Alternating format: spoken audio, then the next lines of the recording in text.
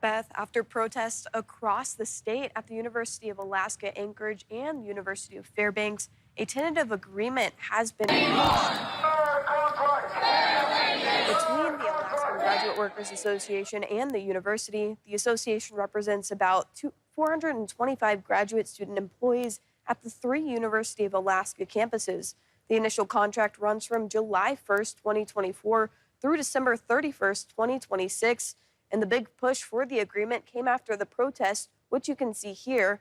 According to Sophia Sitniak, a member of the bargaining committee with the association, the negotiations with the university began in January. She says that when she worked to form the union in 2020, the goal was to have an equal seat at the table when it comes to decisions having to do with graduate students. Really exciting to finally be in a place that we're seeing those changes happen, and we're really happy that the university was willing to be with us at the bargaining table, negotiate with us, and we both were able to come to that agreement together and find the things that worked for both of us, and so we're really excited to be at that point after years of hard work to get there. I think it's really exciting to see the way that we could work with admin, and I also think just the show of power that we had is really communicative of how strongly everybody in our unit needed these changes. Included in the contract are wage increases for master's and doctoral students. It also currently includes yearly increases to the minimum wage for the next 3 years. Jonathan Taylor, the director of public affairs for UAA, says the university's position is that it would work with the union in good faith until both parties came to an agreement.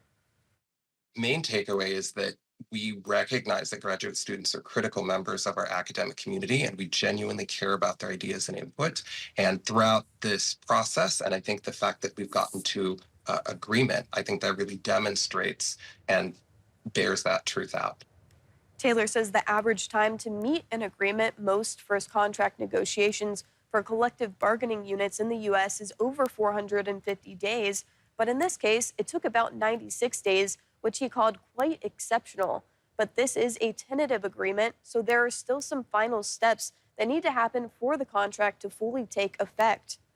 Once the contract is approved by members of the bargaining unit and the Board of Regents, it will be submitted to the Alaska Department of Administration for review, and the monetary terms will be considered by the legislature, which is, if approved, would be included in the budget.